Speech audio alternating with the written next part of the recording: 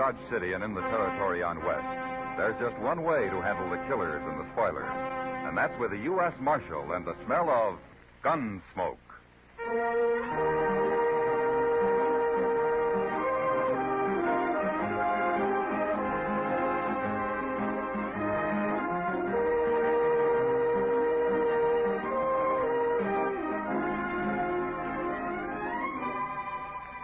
Gunsmoke, starring William Conrad.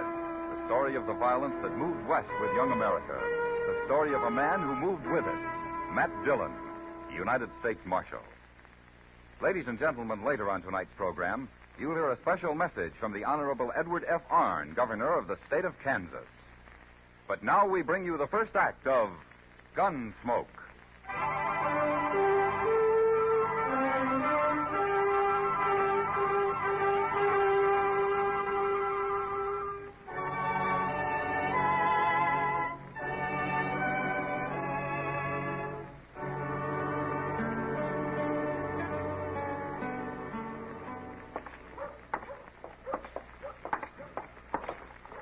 I'll swear it's going to be spring before we know it, Mr. Dillon. This weather won't hold, Chester. We always got a rip snorter after a spell like this. It sure don't look much like it today. I even heard a meadowlark this morning. It's early for meadowlarks, isn't it? Yes, sir, that's what I'm telling you. Spring is downright staring us in the face. Well, the Texas Trail's kind of lively for this time of the afternoon. Well, it'll be livelier if you're right about spring and those trail herds start rolling in. Well, look who's here. And in the daytime, too. Well, howdy, Miss Kitty. Miss Kitty. Isn't it wonderful out? And guess what, Matt? I heard a meadowlark this morning. You and Chester. Huh? I've been telling him, Miss Kitty, spring is just around the corner. Kitty? Yeah. How come there's such a crowd in here? Oh, you mean the boys at the bar? Yeah. Well, it's some of the riders from the Cyclone ranch. They're celebrating. Well, it seems to me they were celebrating Saturday night. They're making kind of a long weekend out of it. Jim Paulson said they all went back to the ranch Monday morning, but they got paid off. What? Yeah, the ranch was sold. Sold? You mean old man Bartlett sold out? I hadn't heard anything about it. Well, that's what they said. The new owner had already taken over, some stranger. He's the one who paid him off. He'd brought his own riders with him. Well, what's this stranger's name, Kitty? Well, I don't know, Matt. Ed Revere over there was Bartlett's foreman. Ask him. Yeah, I think I will. Excuse me. I figured old man Bartlett would stay on. Howdy, Marshal. Figure on throwing us in the hoosegow? No, Ed, I wasn't planning on it. Do you happen to know where I can find old man Bartlett? Well, afraid you're out of luck. Him and his wife's left the country. At least, that's what the fellow that bought the ranch told us. You mean he didn't even stay around to pay you off? Nope. Made up his mind right sudden, I reckon. Guess this fellow Jed Wade made him a mighty good offer. Jed Wade, huh? Yeah. Texas man, more than likely. Ain't from around here, anyways. None of his cowboys, neither. Then you haven't seen old man Bartlett since you left the ranch and came into town Saturday morning, huh? Nary hide nor hair. And he didn't say anything last week about planning to sell? No, didn't. Sure can't figure old man Bartlett selling out. Said he put half his life into that place and planned on living out the rest of it right there. Well, listen, Ed, let me ask you something. Huh? What do you figure about all this? I don't know, Marshal. Except it ain't quite right somehow. You don't think there's something crooked about it, do you? Marshal, I don't know what to think. But it just ain't like Bartlett to run out this way. If there's anything I can do... Yeah, sure. Thanks, Ed.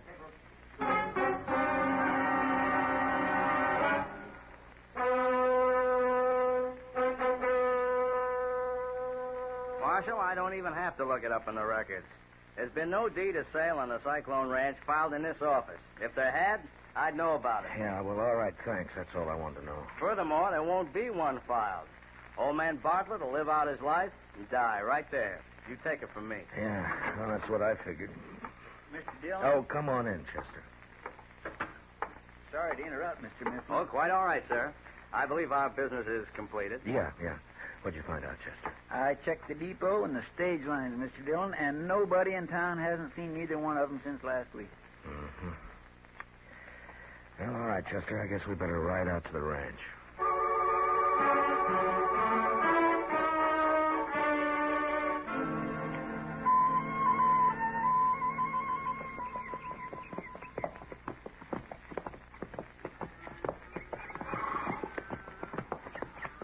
Looks like that new outfit brought some of their own cattle up from Texas, Mr. Dillon. Yeah. And they're wasting no time slapping a brand on them either. Want to take a look at them? No. Let's ride on up to the house. I sure can't figure it, Mr. Dillon, working night and day to build up a good feeder ranch like this and then up and selling out without even thinking it over. Well, I can't figure it either, Chester. All right. Oh.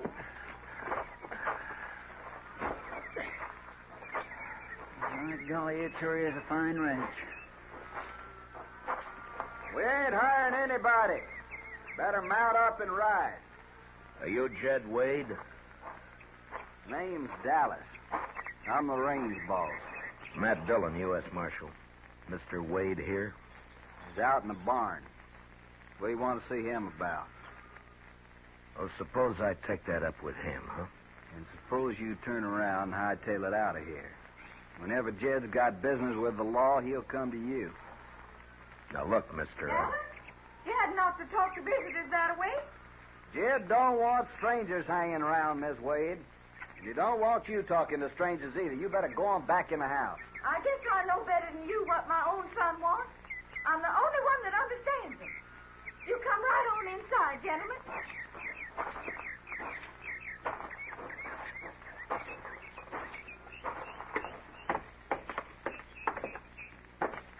Mr. Dillon, did you say that was the name? Yes, ma'am, that's right. This is my partner, Chester Proudfoot. How do, man? How do? You fellas wait right there. I'll go get Jed. I think we'll accept the lady's invitation. After you, ma'am. Why, thank you, Mr. Dillon. Surely does perk a body up to be having callers in her own house, especially when you live so long from hand to mouth. I understand that you're new here, ma'am. Oh, yes. Yes, we were camped for 3 weeks down along the river. Nary a caller, just living in a wagon. Oh, do be seated, gentlemen. Thank you. Ain't this a real pretty place now? Why, when Jed and Alice rode back to camp Sunday morning and said they just bought a real bargain, I couldn't dream they meant something like this. A body just can't figure why the owners would ever want to sell it and leave. Would you gentlemen care for some cold buttermilk? No, thank you, ma'am. You didn't meet the owners yourself then, huh? No. They're already gone when I came over. Oh, you mustn't mind Dallas, Mr. Dillon. He's really a good boy at heart. Him and Jed just picked up a habit of talking mean like that sometimes, and seems like people just don't understand it. Mr. Dillon, Jed ain't got himself into some kind of trouble again, has he? Again, Mrs. Wade? Well, it's like I said. People just don't understand Jed lots of times. It ain't easy to bring up a boy alone, and a body don't always know what's the right way to do and what's not. But Jed's real good-hearted down underneath.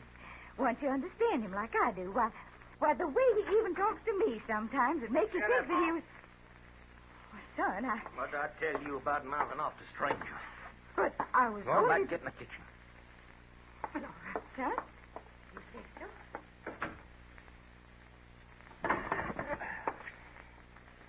She's getting old, and it's been a hard trip up here. Dallas told me you was here, Marshal. What can I do for you? What do you want? I'd like to see your bill of sale for this ranch, Mr. Wade. What for? Well, I'll tell you after I see it. Are you trying to accuse me of something? Not if you got a bill of sale signed by old man Bartlett. Well? All right, Marshal.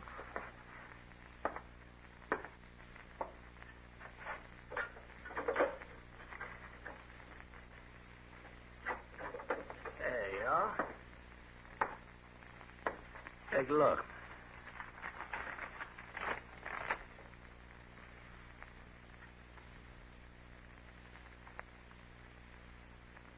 Uh-huh. Satisfied now? Where did the Bartletts go, Mr. Wade?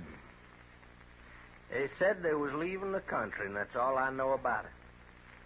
Yeah, you want to give me back my bill of sale now? Well, I'd like to take it into town and check the signature, if you don't mind. Go ahead. It'll check. And then you got nothing to worry about, have you? Nary thing, Marshal. Suppose you turn around and hightail it out of here. Whenever Jed's got business with the law, he'll come to you.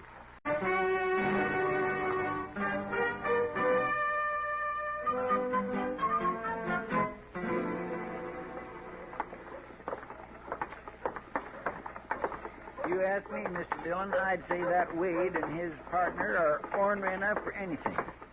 Just plumb cussed, downright sneaking mean. Maybe so, Chester. But you can't jail a man for meanness, not as long as it only comes out in words. I suppose. There ought to be a law of some kind. Now, take like the way he talks to his mom. I don't see how she can put up with it. She's his mother, Chester. Well, I know that, but there's no... Matt. Oh, hiya, Doc. Just getting ready to close up the office. How about feeding with me? Later, maybe, Doc. Say, Doc, you still got that bill of sale on that horse you bought last fall from old man Bartlett? Oh, sure. Yes, so, Matt. Why? Well, I just want to check Bartlett's signature. Why, what do you got there? I know his signature pretty well. Let me take a look at that now, man. Oh, here. See what you think, huh? Oh, yes. That's old man Bartlett's scrawl, all right. Of course it is. Well, maybe I was wrong. Yes, sir. It looks that way, Mr. Dillon. But only about the bill of sale, Chester. We still don't know what happened to the Bartletts.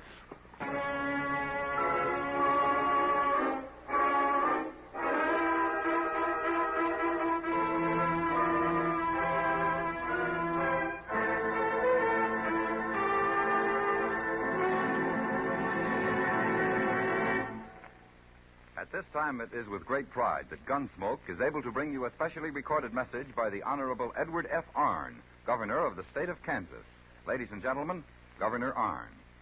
It's a real pleasure for me, on behalf of Kansans everywhere, to congratulate the CBS radio network, the writers, producers, directors, actors, and technicians on the splendid job you are doing with Gunsmoke. Here is real adult Western drama, without the usual horse opera cliché. Why, the way he even talks to me sometimes, it makes you think that he was... Years of our great state. Let me point out, however, the Dodge City of today is a far cry from the Dodge City so vividly brought to life in Gunsmoke. From those early pioneer and frontier days, Dodge City has developed into one of the fine cities of our state, industrially, agriculturally, and historically. The folks of Dodge City, and indeed all the people of this great sunflower state, thank you for a good job well done. Thank you, Governor Arnn. And now the second act of Gunsmoke.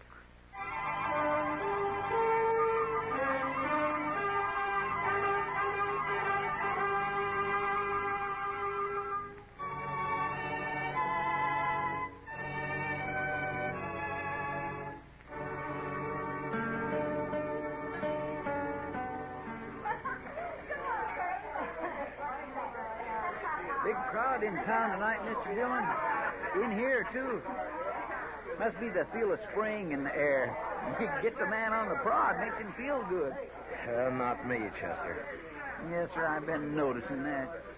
You haven't said 1 dozen words in the last hour. It don't do a man any good to stay down in the dump that way.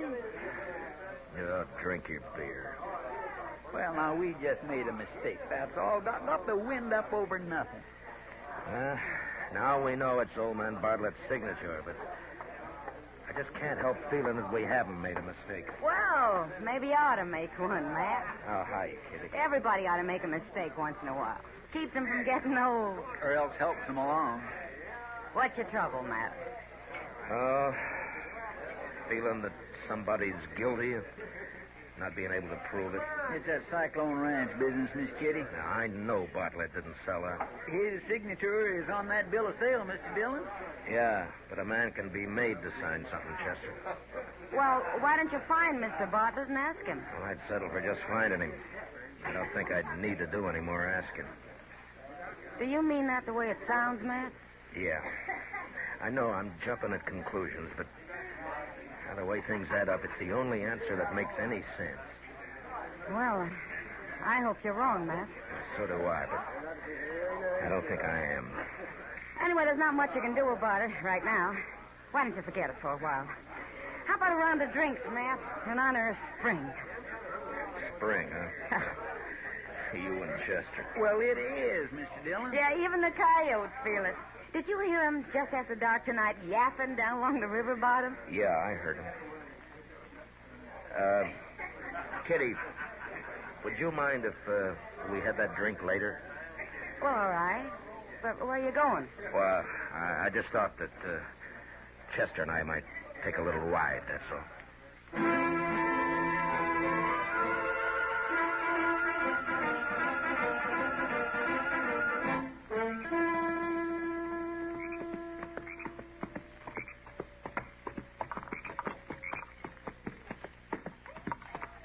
Hold up a minute, Chester. Yes.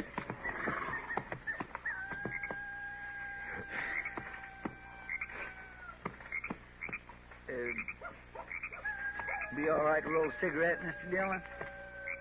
No, you better not. We're too close to the Bartlett place. Miss Kitty sure was right about those coyotes. Every one of them and his brothers out tonight, all yapping their fool heads off. Yeah. You suppose those coyotes really know it's spring coming, Mr. Dillon? It could be. They're sure scattered all over the countryside. There seems to be more of them off there toward the river bottom, though. Yes, sir. I believe you're right, Mr. Dillon. Wonder why. I don't know. Might be worthwhile taking a look. Yes, sir.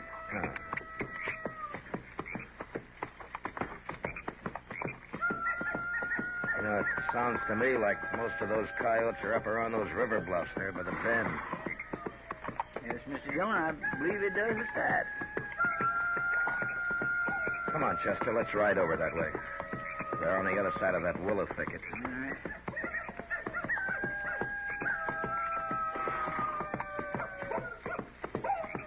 Now, let's cut through the thicket here. Yeah.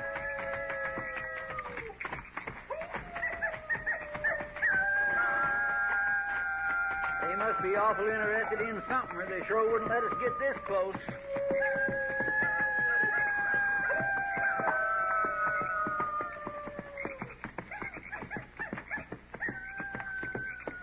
Well, I guess they heard you, Chester.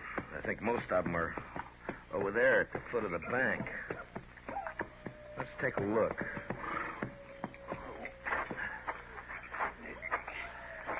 Come on. Chunk of the bank's caved off there, Mr. Dillon. Yeah. Yeah, but the coyotes didn't do it. They've been trying to dig something up, not bury it. I wish there was more moonlight. Yes, sir. Well, if you'd have told me what we were up to, I could have brought a lantern. Well, I didn't know we were going to run into anything, Chester. Yes, sir. See if you can find a stick and let's scratch around in this loose dirt, huh? All right,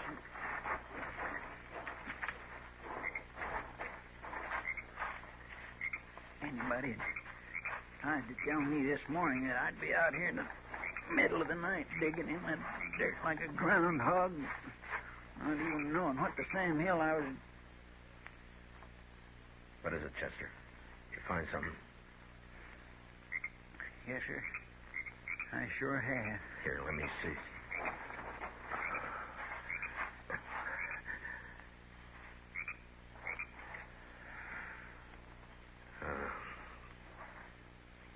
Mighty lucky hunch you had, Mr. Dillon. Well, now we know why nobody saw the Bartletts leave town. They killed him. They killed both of them. Yeah. After they made him sign that bill of sale. Hit the dirt, Chester. They came from the edge of the bank up there. Watch for the next flash. Is that you, Wade? Just for the marshal after that sumac, Mr. Dillon. Yeah, I saw it. You're under arrest for murder, Wade. Now throw down that gun and come out of there with your hands up. All right, Chester, let's open up on him.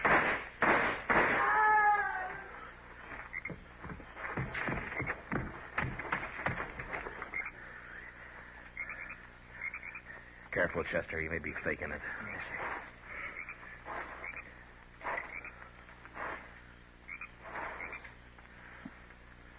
Only one thing, Mr. Dillon. It's not Wade. It's Dallas. Then let's go find Wade.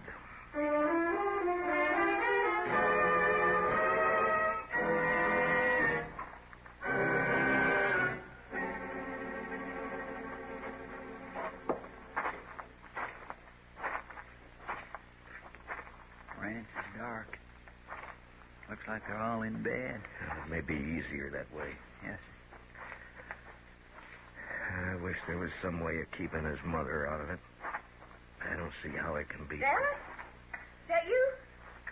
Did you scare the coyotes away? I heard the shooting and It's not Dallas, ma'am. Why, it's the marshal and Mr. Proudfoot at this time of night. Well, this is quite a surprise. Yes, ma'am, I reckon so. Is Jed here? Well, I guess so. Maybe he's out in the barn or somewhere. What's wrong, Mr. Dillon? I sure do hope Jed ain't in some kind of trouble. I just want to talk to him, Miss Wayne. Why don't you go on back in the house, huh? And we'll see if we can find him. Well, all right, if you think best. You just go straight on back through the barn. I reckon you'll find him all right. Thank you, ma'am. It's not going to be easy. Yeah, I know. Keep yourself covered. I will. Sounds like he's working back there. Yeah. Bartlett put up enough prairie hay here to last for 3 years. Right on back, Dallas. Just about got these here running irons finished. Dallas won't be needing any running irons, Wade, or anything else. He's dead. We found where you buried the Bartletts. That's where that shooting was. You and Dallas. You're under arrest for murder, Wade. And if you make a move, you're going to end up the same way Dallas did. How could I do anything, Marshal? I've got no gun. I noticed it hanging on the wall there behind you. You leave it there. Sure. Now lay down that hammer and stick out your wrist. Sure. Anything you say. Smash the lantern, Mr. Dillon. Don't watch it, Chester. He'll have his gun now. Get back, Chester. Get back toward the door. I can't see a thing in all this smoke. Yeah, that haze is dry as powder. This burn's going to go up like a tinderbox. Wade! You haven't got a chance. Now come on out of there while you still can. Why don't you come back here and get me? Crazy fool. Come on out now! The heat's getting awful bad, Mr. Dillon. Yeah, I know.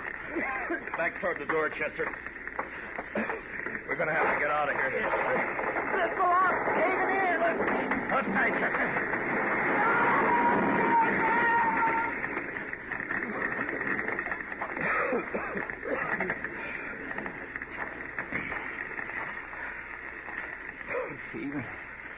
Even for a man like Wade, that's not a good way to die, Mr. Dillon. Oh, no way is. Then you come right down to it, Chester. Jed! My son Jed! He's in there already. He's living all that fire. I'm sorry, ma'am, You got but... to go get him out of there. No, I'm afraid there's no use, I'm ma'am. going in myself. No, it's too late to help me.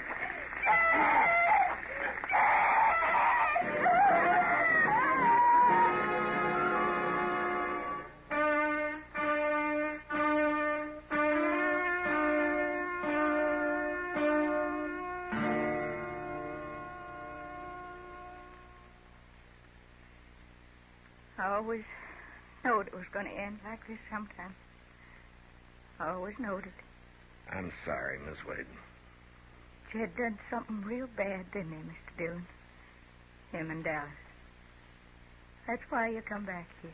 Yes, ma'am, I'm afraid so. They killed the people who owned this ranch. They buried them down along the riverbank. Those boys done a lot of bad things, Mr. Dillon. But I don't hold with killing. I'm sorry it had to happen this way, ma'am. Mr. Dillon, I'd like to ask a favor. Oh, why, certainly, ma'am. I come out here in a wagon. It's out back of the house. Now that it's getting light, if you'd hitch up my team to it, I'd like to go back to town with you. Chester? Yes, Mr. Dillon, I'll do it. I'll just take what I brought, Mr. Dillon. Nothing else. Well, just as you like, ma'am. It's all in the trunk. Funny thing. I never did unpack it.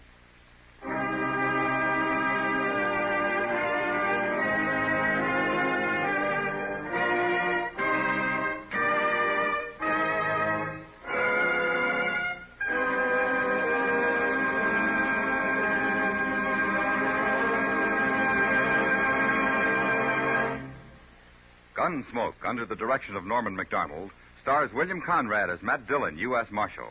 Tonight's story was specially written for Gunsmoke by Les Crutchfield, with music composed and conducted by Rex Corey. Featured in the cast were Vivi Janis, Harry Bartell, Lawrence Dobkin, Joe Cranston, and Jerry Hausner. Parley Baer is Chester, Howard McNear is Doc, and Georgia Ellis is Kitty. Gunsmoke is heard by our troops overseas through the facilities of the Armed Forces Radio Service. Join us again next week as Matt Dillon, U.S. Marshal, fights to bring law and order out of the wild violence of the West in Gunsmoke.